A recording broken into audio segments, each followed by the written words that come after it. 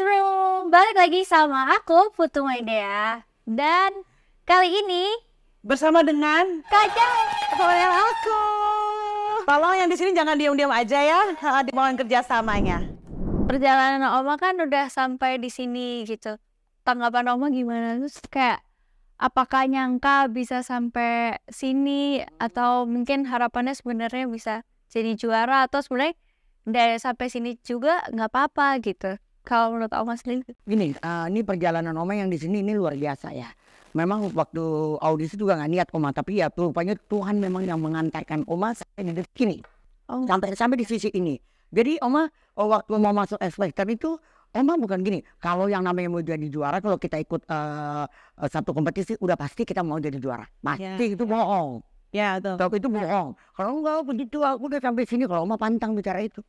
Karena seperti slogan Oma yang selalu Oma utarakan kalau Oma diwawancara di X Factor ini, pantang pulang sebelum menang. Karena itu menjadi motivasi diri Oma sendiri. Gitu. Kalau untuk menjadi juara udah pasti. Tapi kan semua ini memang Tuhan yang sudah mengatur. Jadi Oma waktu ikut dari mulai judging sampai dengan gala yang kemarin itu yang 6, Oma natin tulus. Jadi Oma berpikir gini, ih luar biasa loh, gue yang udah senior ini, yang udah istilahnya yang udah umur senja ini, memang sengaja disediakan oleh X Factor panggung spektakuler yang luar biasa. Betul. Jadi Karena Oma pergunakan aja buat tampil. kenapa Oma memilih ikut X Factor? Gitu. Apa nih yang pengen Oma tunjukkan kepada khalayak luas sana? Oma Di ikut umur X Factor segini di umur gitu. segini, Oma ikut X Factor. Gini, kalau menurut Oma yang namanya prestasi itu harus diukir.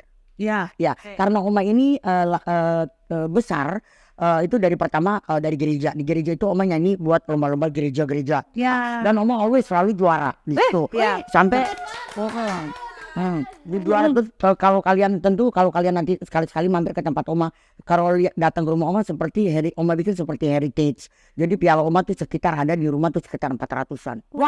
Baik banget ya. Kapan-kapan kita main ke rumah Oma Rete pengen lihat pialanya. Jadi kan Oma banyak yang nanya gini, Oma maaf ya, Oma tuh kan istilahnya kalau kita melihat Oma kayaknya udah ada segalanya, buat apa sih katanya gitu kan. Karena gini, buat aku kesempatan itu tidak pernah datang 2 kali. Dan kalau memang jiwa Oma nih jiwa pejuang, dan aku besar dari jawara-jawara yang memang ada ya.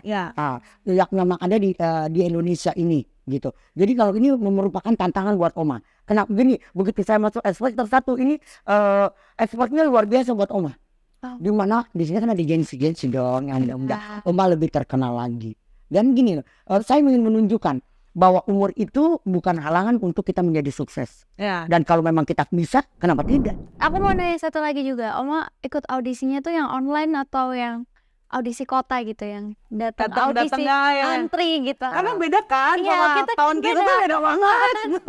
Tahun online semua nggak ada. Iya. Jadi gini, waktu itu Oma menjuri di satu daerah ya, di Cimahi itu untuk komunitas rocker. Mereka baru bikin komunitas baru. Jadi ada banyak jawara-jawara di sana itu memang istilahnya kalau mereka selalu bilang gurunya saya, katanya mereka saya sih nggak pernah merasa guru ya. Kalau mereka mau belajar sama saya kenapa enggak? Gitu. Jadi saya menjuri, terus saya diajak Mami, belum Oma, mereka kalau yang untuk komunitas yang lain-lain manggil aku Mami. Di sini aja karena aku ada fanbase warga Oma, jadi mereka manggilnya Oma Rete gitu. Jadi saya tidak niat untuk audisi karena memang saya nggak mau audisi, cuma mau ngantar mereka terus ngantar mereka. Jadi awalnya Oma itu ngantar orang untuk audisi. Ya, jadi jawara-jawara di Bandung ini yang ikut itu, dan mereka juara keren suaranya. Saya punya TikTok di sini lah. Jadi waktu live TikTok kemarin saya luar biasa, saya kaget ya. Nggak tahu follower gue banyak juga ya. Oh, jadi Oma nggak tahu selama ini follower Oma banyak. Karena anak saya memang nggak boleh saya ikut TikTok. Kenapa? Karena maaf, maksudnya emasnya tuh di otak emaknya kan cuma bisnis aja, jangan gitu-gituan. Kalaupun IG itu ada yang bikin, sampai sekarang ditanya, Oma supaya kita bisa ini menjaga supaya gini. Gue nggak tahu dulu siapa yang bikin, udah pusing udah, nggak penting apa boleh masukin apa aja lah. Gitu. Jadi yang pegang IG Oma ada orang lain nih. Orang lain. Bukan Oma sendiri. Nggak ngerti gue. Mau gitu. Mau untuk lanjut ke babak berikutnya karena kan habis itu ada ke Jakarta, berarti terus ketemu judges ya, ketemu judges gitu. karena udah lulus ya, tadi telepon ini kan berarti luar biasa dong. Ya gua ambil kesempatan ini. Kenapa enggak? Ambil ya. Ambil dong kesempatan ini. Dan biar kalian tahu, saya di sini senior. Jadi ini pemecah rekor dong. Maksudnya dalam sejarah. Iya. Iya sih. Iya benar. Senior. Bener. Maaf ya kalau yang kemarin-kemarin kan paling dia cuma sampai dijajing terus jadi gimmick. Kalau gue di sini berjuang. Iya. Dan memang Betul. karena kualitas saya, bukan karena saya dibikin buat gimmick atau apa. No. Saya Tolong berjuang. tepuk Betul, tangan. tepuk tangan. Saya Oma yang benci untuk mencita. Yang itu. Oh, itu. Ya dong, kita kan biar namanya udah tua juga kita kan harus keren. Proper, Kita harus mengikuti, tetap ya. stylish. Tapi Ya. tetap Keren sih itu. dengan apa namanya aturan-aturan bahwa aku nih udah umur, jadi kita juga Oke. bisa menyesuaikan. Sudah matang, Oma. Sudah matang. Sudah matang.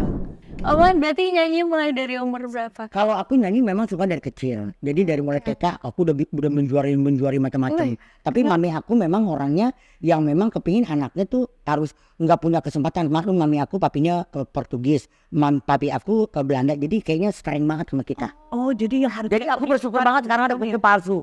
Jadi aku bisa action. Kalau dulu kan udah kebiasaan, jadi sampai yang sudah senior begini, aku nggak biasa kuku panjang, jadi kuku bersih. Jadi kalau udah jam 5 kita udah mandi, fresh lah kuku.